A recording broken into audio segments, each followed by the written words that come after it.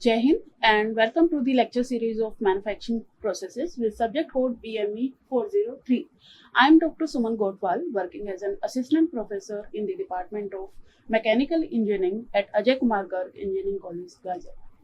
So in today's lecture, we are going to discuss the casting processes and casting defects.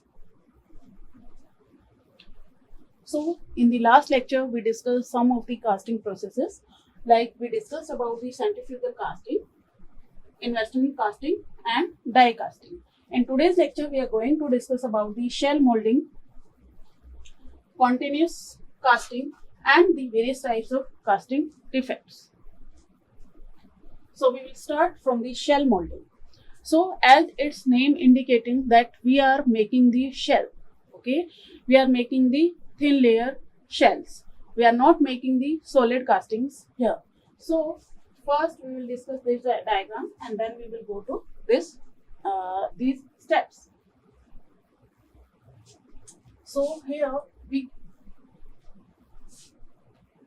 you can see here that select pen.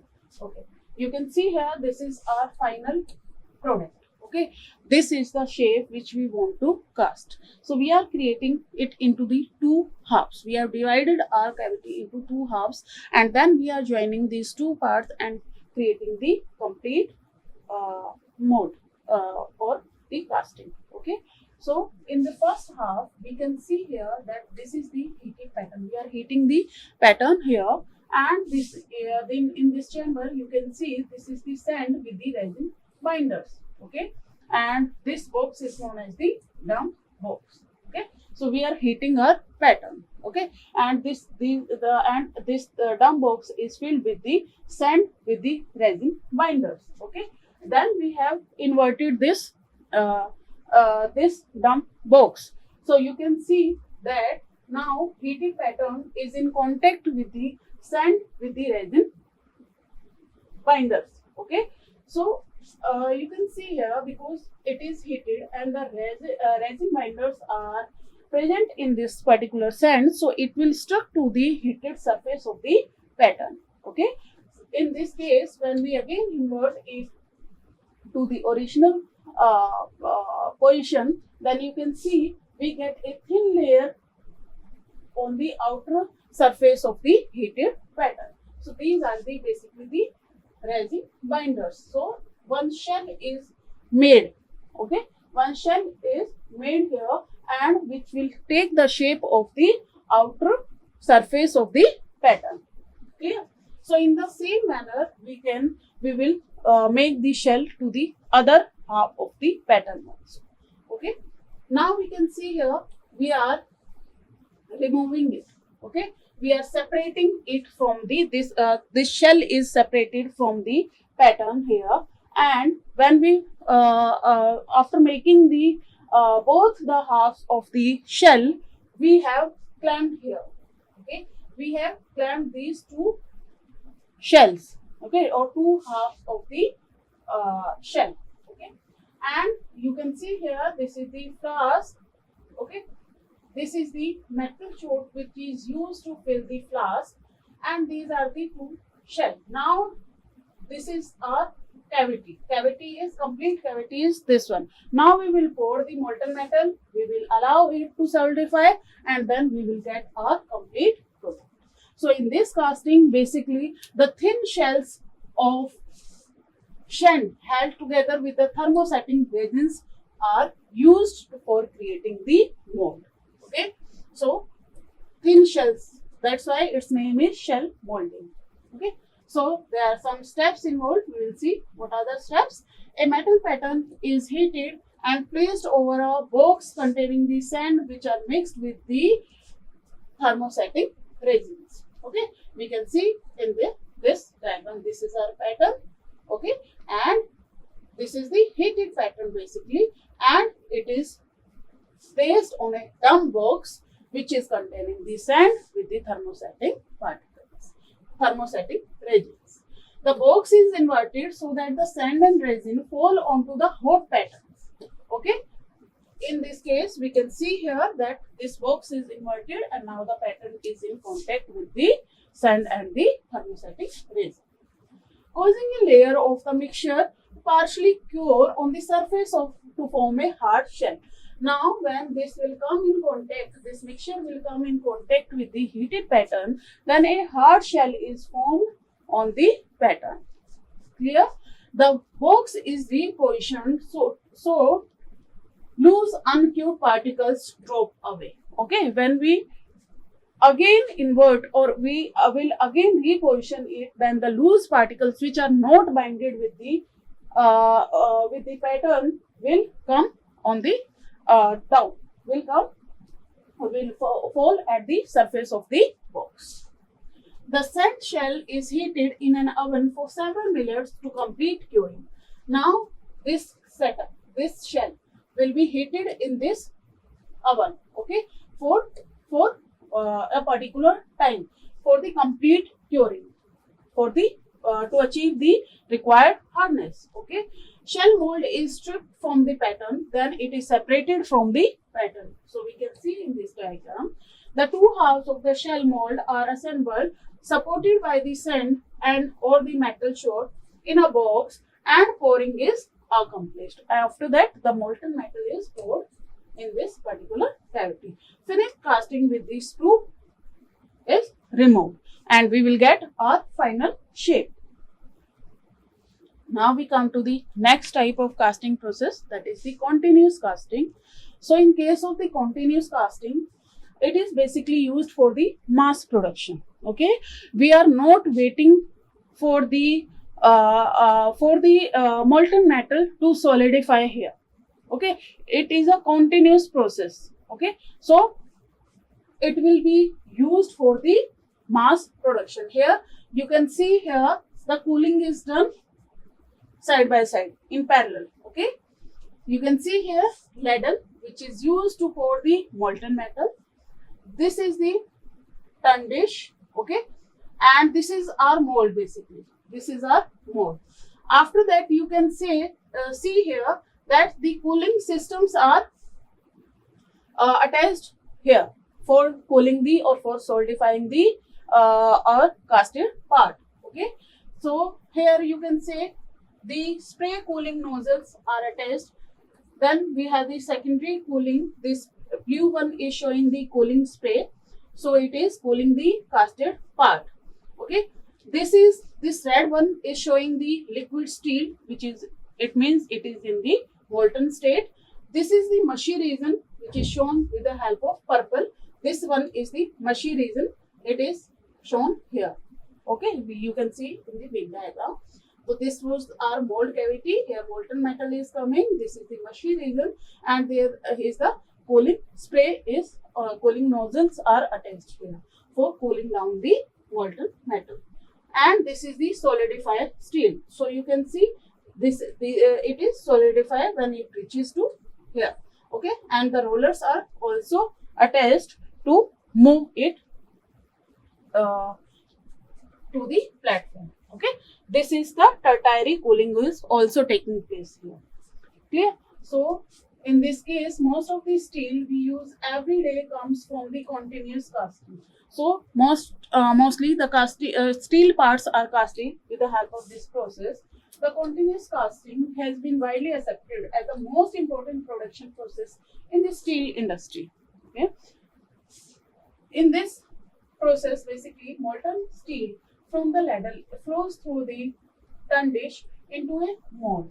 Okay, you can see this is the ladle, this is the tun dish, and the molten metal after passing through the ladle, it comes to the tun dish, and then it is coming to the mold cavity. Within the mold, the molten steel freezes against the water-cooled copper mold walls, forming a solid shell. Here we are making the shell, or here it is used for the immediate cooling. Immediate cooling for the water-cooled copper mold walls are used here for the cooling purpose. And continuous casting is a manufacturing process that allow metals and metal alloys to be shaped and then solidify without interruption. So here the immediate cooling is taking place. So we are not waiting for the casting to solidify. So it is, we can say it is a fast process. Okay, because the cooling is taking place side by side. So here the cooling is done at three places. First, the copper mold balls are used for the cooling. Then we have the secondary cooling, which is done with the help of the spray cooling nozzle, and then the tertiary cooling is also present here. Okay. Now we come to the different defects in casting. Okay. So defects in casting, there are number of factors which are responsible for the defects in casting. For example, we studied about the pattern allowances in the previous lectures, and we saw there that there are different types of allowances which we had to consider during the designing of the pattern. If we are not considering those factors, it means we will get a defective casting. Okay, so those factors are responsible or are also responsible for the casting defects, and other factors are also involved. So in today's lecture, we are going to discuss about the different types of defects that can be present in our casting. Okay. So first we will see what are the different types of defects here. Okay. So first one is the gas porosity. In case of the gas porosity, we will have the blowholes, open hole, and the pinholes. Okay. If we have the shrinkage defects, then we will have the shrinkage cavity. Clear? If the mold material defects are present, then we can have the cut and washes, swell, drops, metal penetration, and the red tail. So all these defects come under the molten material defects. Then we can have the pouring metal defects also. For example, cold shut, mistron, slag inclusion, etc.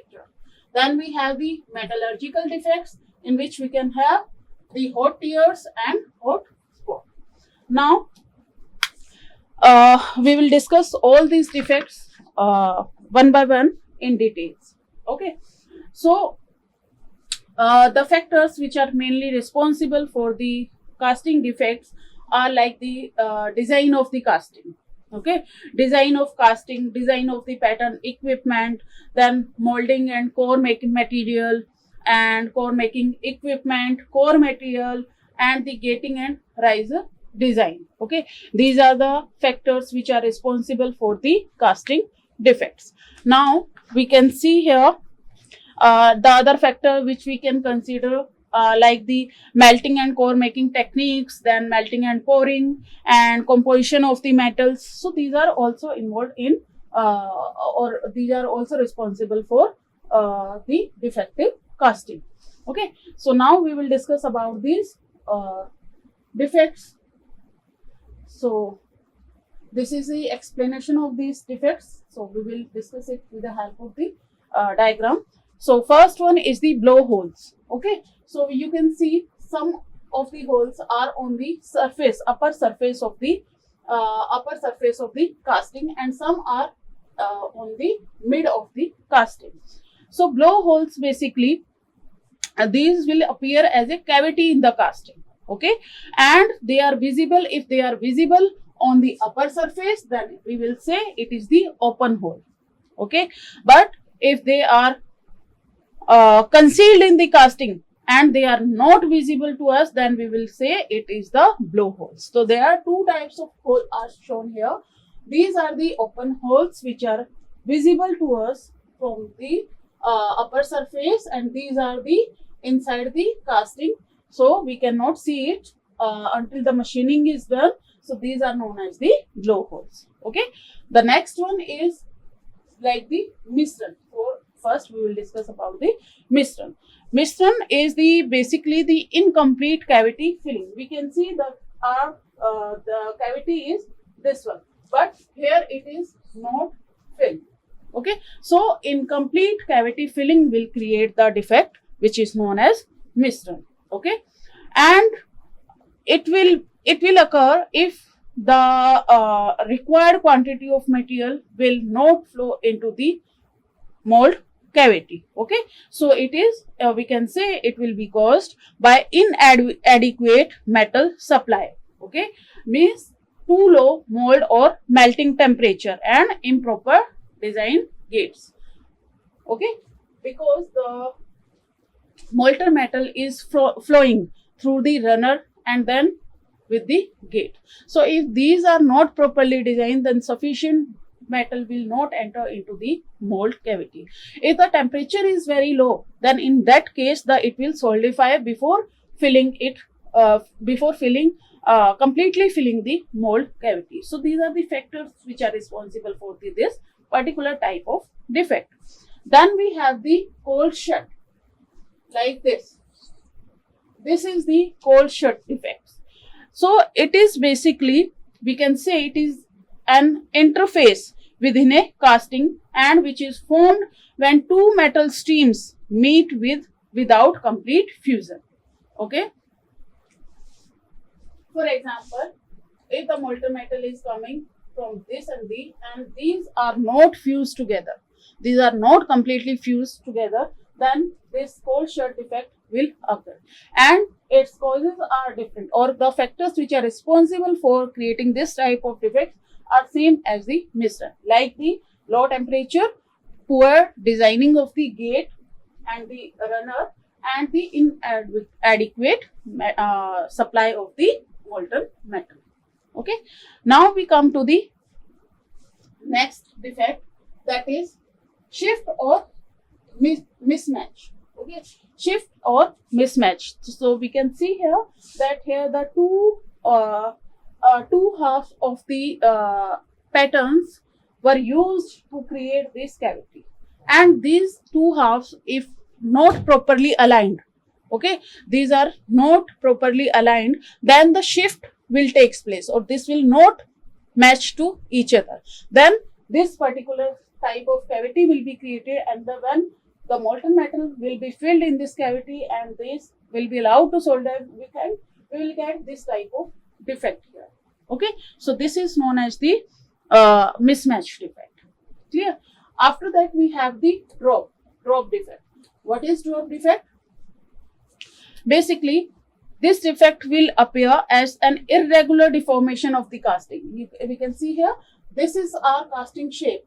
Okay, but here it is the irregular portion in the casting. So this is the defect, and it will basically it will be because if the sand is, if we are talking about the sand casting, then if the sand breaking down from the mold and dropping into the molten metal, then this type of defects will be created. Okay, now we come to the next defect, that is metal penetration. Okay, metal penetration. So basically metal penetration will occur as a rough and uneven external surface on the casting. You can see here, this is the rough or uneven surface, and the reason for this is the use of coarse sand. If we are using the big particle size sand, then the metal will penetrate in this space because this will not bind properly. Okay, so whatever the space will be in the between the sand particles, the metal will penetrate here. Okay, so it will have the high permeability and low strength, soft ramming. These are the causes for the metal penetration. Okay, then we have the wash and cuts. Okay, the wash and cuts is basically, it is a low projection on the drag surface of a casting, and it extend along the surface, which is okay. So you can see here in this surface the wash and cut, and it is basically due to the it basically occurs in the bottom gating castings, in which the molding sand has insufficient hot strength, and when too much metal is made to flow through one gate into the mold cavity. Okay, so in that case this type of defects will take place. Then we have the hot tears. Okay, These are the hot tears. You can see here the crack formation is taking place on the upper surface of the casting, and these are the we can say these are the cracks which are having the ragged edges due to the tensile stresses during the solidification. Okay, and it will occur because of the discontinuity in the metal casting, which will result from the hindered contraction, okay, which is occurring just after the metal had solidified. Clear? After that we have the swell. Okay, so in case of the swell, basically a swell is a slight smooth bulge that is usually found on the vertical face of the casting. Okay, this is the swell.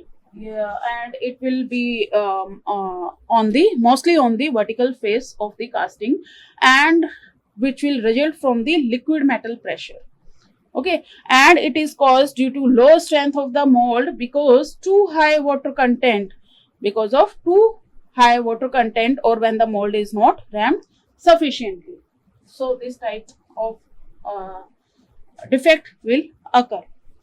Then we have the slag inclusion, means when the impurities will be present in the molten metal, then the slag inclusion defect will takes place. Okay, and then we have the shrinkage. So during the after the molten metal is poured, and when the metal will solidify, then the shrinkage will takes place. So this defect will be due to the liquid shrinkage or during the solidification process. Okay, these are the pinholes. So pinhole defects can also be present in the casting. Okay, so these are all the defects which can be present in the casting. Now we can see this is the basically the explanation of these defects, like the shift or mismatch. So misalignment of upper and lower half of the casting, okay, and misplacement of the core at the parting line. Swell is basically the enlargement of the mold cavity because of the molten metal pressure, and which will result in the overall enlargement of the casting, swelling. Okay, it will like the swelling. The blowholes, when the gases will entrap on the surface, okay, of the casting due to solidifying metal, a rounded or oval type shape will be formed. Drop when there is cracking on the upper surface of the sand, or the sand pieces fall into the molten metal, then it will come into the casting. Metal penetration, when the size of the sand grain larger, then molten metal will fuse into the sand and solidifies, giving us metal penetration defects. What will be the cold shoot? When two streams of the molten metal meet at a junction with low temperature, then they do not fuse with each other and solidify, creating the cold shoot. Mistron, when the molten metal solidifies before completely filling the mold cavity and leaves a space in the mold, then this defect is known as the mistron. Okay, so these are the references which I have used for preparing this lecture. And this is all for today's lecture. So in today's lecture, we discussed about the different casting processes and different casting defects that can be present in our casting, and what are the factors which are responsible for this type of defects. Thank you so much.